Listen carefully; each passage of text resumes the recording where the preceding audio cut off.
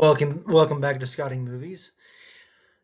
Um, okay, what happens when you throw six of the hottest young stars of the 1980s into a Western movie, hand them rifles, crank up the cool factor up to 11?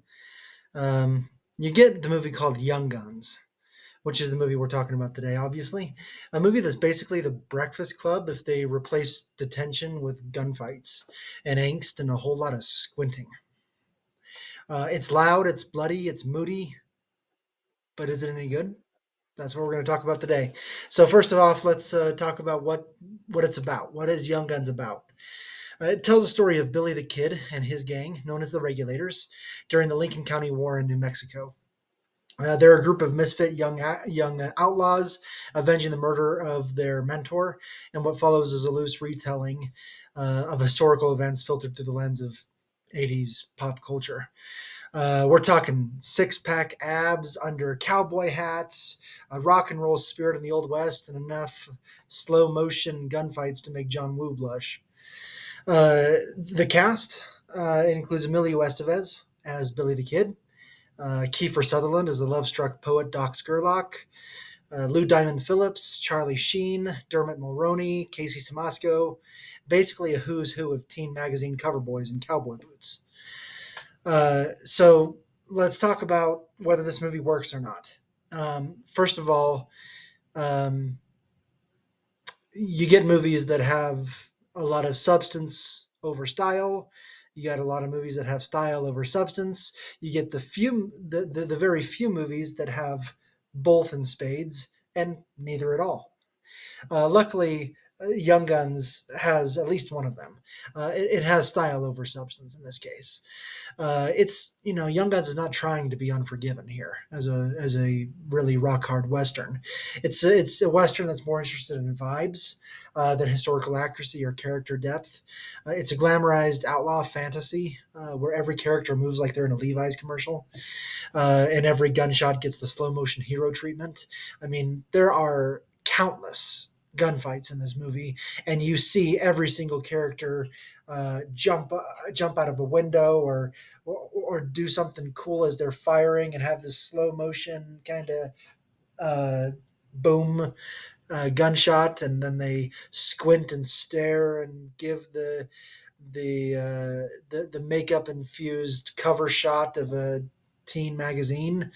Uh, Perfect hair even after a shootout in the desert, and it's fun. For a while. You're watching young actors just own the screen. This is the Brat Pack. You had the Rat Pack back in the 60s, 50s, 60s, 70s, whatever it was.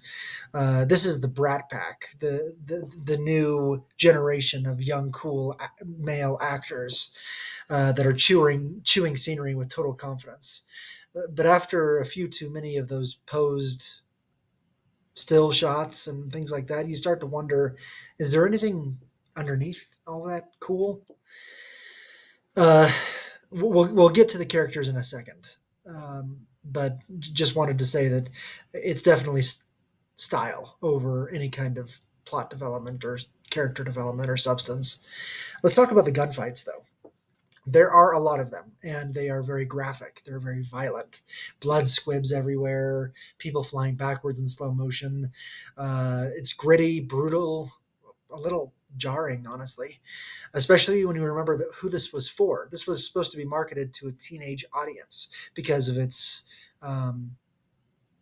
cast, to young teenage boys who want to be the rebels and are watching their favorite actors do what they do, to young teenage girls who are watching their celebrity crushes in this movie.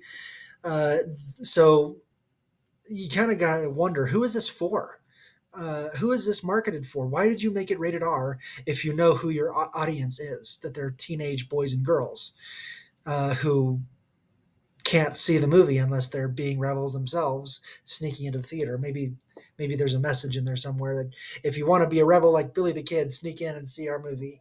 Doesn't seem like a very good marketing strategy, but I guess it could be possible.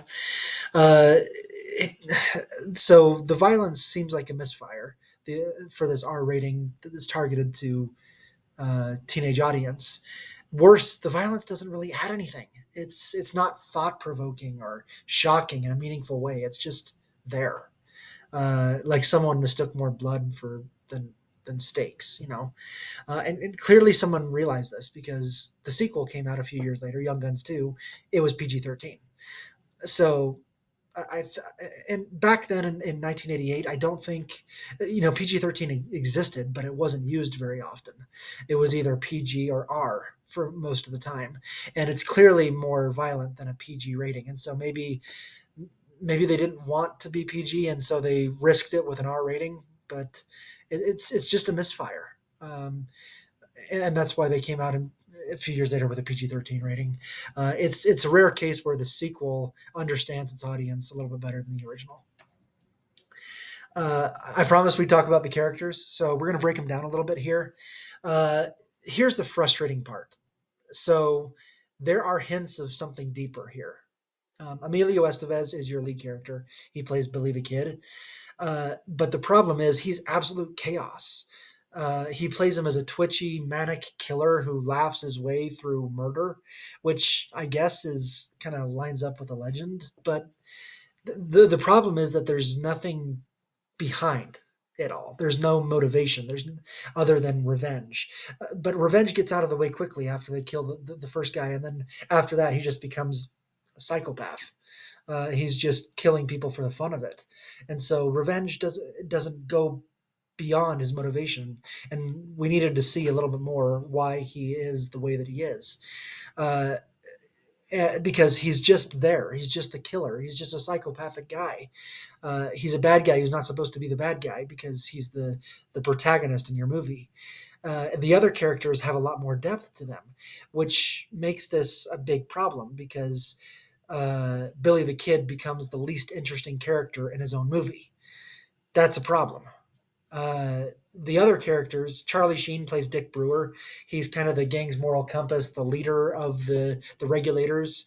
He's trying to do right in this lawless world. He's trying to set this to set these guys on the right path. He's the leader, uh, but then the movie kills him off too early to matter, and I guess that's where it kind of steeps into lawlessness a little bit. But there was a real interesting character that Charlie Sheen was crafting there before he's killed off, and then you don't have to worry about that anymore. Kiefer Sutherland plays Doc Scurlock. He's quiet, he's reflective, he's clearly torn between the outlaw life and a future with his love interest Yen Soon. There's some real emotional tension in his story, but it's never really fully developed there because they wanted to focus on the shootouts, on the killings, on Billy the Kid. But there's really interesting character development possibilities with Kiefer Sutherland. You've got Dermot Mulroney and Casey Simasco, Lou Diamond Phillips, none of whom are really explored all that deeply.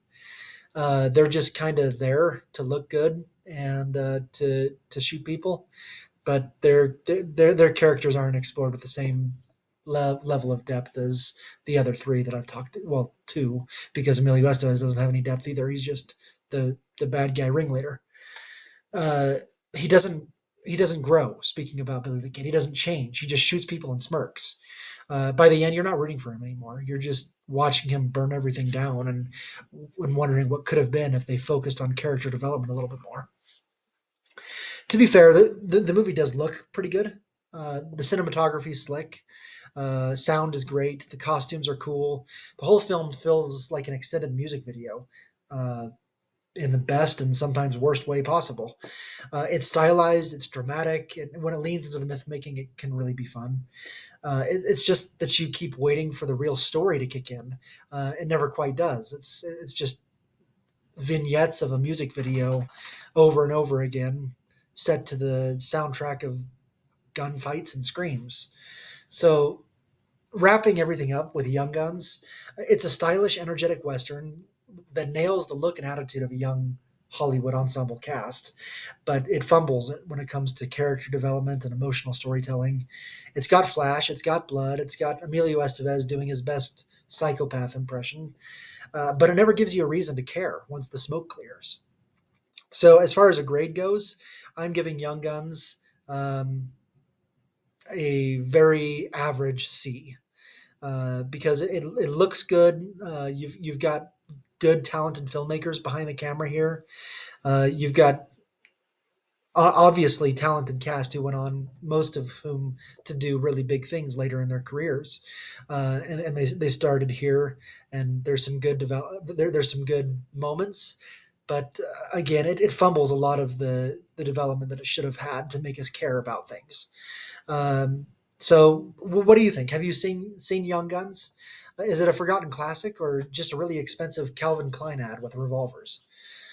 What do you think? Let me know, and let me know what I should review next. So, thanks everybody.